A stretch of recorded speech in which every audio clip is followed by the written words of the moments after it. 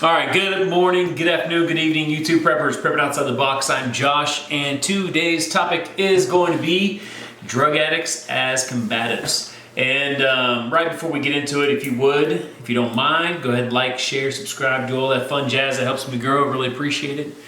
But without further ado, we're going to get into it. So, first off, why do I bring it up? And it's people that are unprepared and things like that for an SHTF, especially way down the line. A long-term issue that comes up is not the only threat that you'd have, right?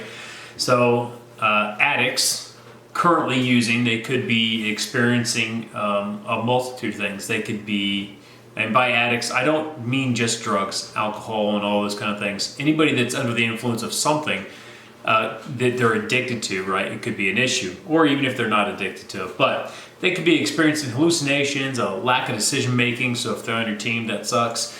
But not knowing the difference between dream and reality, maybe they're overly amped or whatever it is, or they're paranoid. There's a multitude of different things that can happen depending on what they're on and how much they're on and all that kind of stuff. So just keep that in mind in the back of your head. Individuals going through withdrawals, maybe they're so used to it, their body's actually physically addicted to it or mentally addicted to it, and maybe they're needing a fix. Maybe they'll, you don't know what someone will be willing to go through or willing to do to be able to please themselves, please that fix they need to get, right? Now, real quick, I want to do a side note. So, drugs and warfare has always gone hand in hand, right? And there's a multitude of things. There's many examples back in history. But just to name some, you've got like the Homeric warriors and their wine.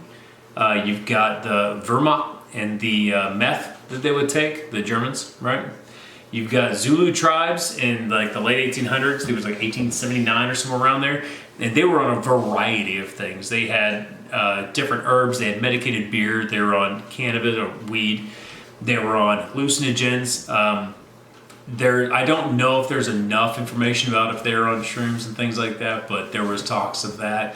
You got the warriors of Eurasia that were on shrooms, right? They were taking them and they were using them. World War I, you had German and French pilots.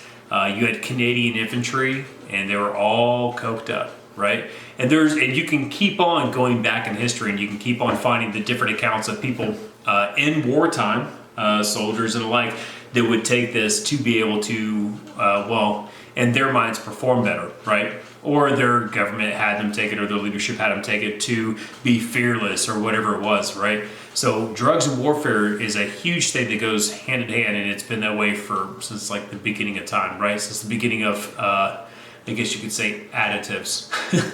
But anyways, so getting back into it, individuals using could be, irritated, they could be paranoid, they could be delusional, they could be combative, like what we're talking about. They might be, ready to fight.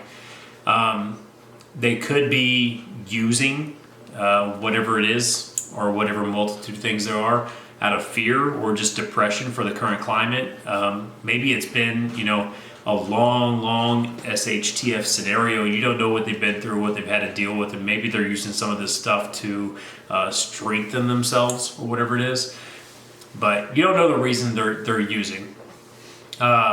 It could lead to some kind of like almost incoherent like suicidal actions. And by that I mean them doing things with no regards for their own safety, right? So they want to get, from point A to point B, or they want to get this from you, and they're willing to do it without regard for their own safety, right? Without regard for their own actions. That's what I mean by the suicidal actions. You can be pointing a gun and they do not care. Anyways, I got a good buddy of mine in Chicago. He's a firefighter up there. And I asked him about this because I don't have a huge amount of experience with actually having to deal with addicts that are kind of on the loose. But I was talking to him about it, and firefighters and all the like, they understand and they deal with them constantly. Paramedics deal with those kind of people constantly. But he was telling me things they would do. They would try to talk them down, de-escalate the situation, which is a gimme, right? They would try to explain to them they need help. he did tell me family and friends are kind of a miss, right? Hit and miss. So sometimes the family and friends that would just exacerbate the situation, they'd make them more upset or whatever it is, they'd increase the anger, or sometimes it would calm them down, right? After some time, no matter what, if the person that's on whatever he's on or she's on whatever she's on, if they don't want to cooperate, if they don't want to agree to be taken to get help, then they're physically and forcefully restrained and put on a backboard and taken to get help. So that's all good and well when we have things like hospitals and further on care, right? But I like to go further down the road. I like to think what's going to happen in that year or two down SHTF, and we're not coming back to a normal, nice life, right?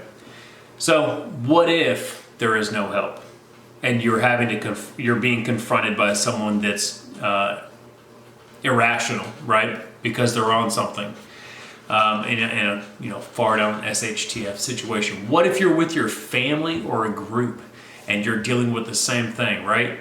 Obviously, situation dictates, I get that, but if we're not in this nice calm area where we can go get further help, how is that, how are you going to deal with that is what we're trying to understand. And you're trying to understand all the elements of an SHTF. It's not just people that have not prepared. It's people that are not mentally there, right? And some of that has to do with drug addicts, right? With people that are constantly drunk and things like that have an addiction to something, a physical addiction that makes them do whatever they want to do to get, their next thrill, I guess you could say. But understanding all the elements in SHTF it's going to help you deal with that, and it's going to help you deal with the mental preparedness, right? So you're ready to do whatever you have to do for the safety and security of you and yours. And that's what we're talking about. So if you have any experience with this, I'd really love you guys to throw it down in the comment section. I want to hear some actual stories of having to deal with someone that's irrational or whatever you want to say, someone that's on something that they're uncontrolled or whatever it is. Throw it in the comment section. Love to hear it. And obviously that kind of information helps everybody else grow when we're talking about this scenario, right? Having to deal with somebody like this. But getting past all that, I'm prepping outside the box, Josh, and I will see you tomorrow.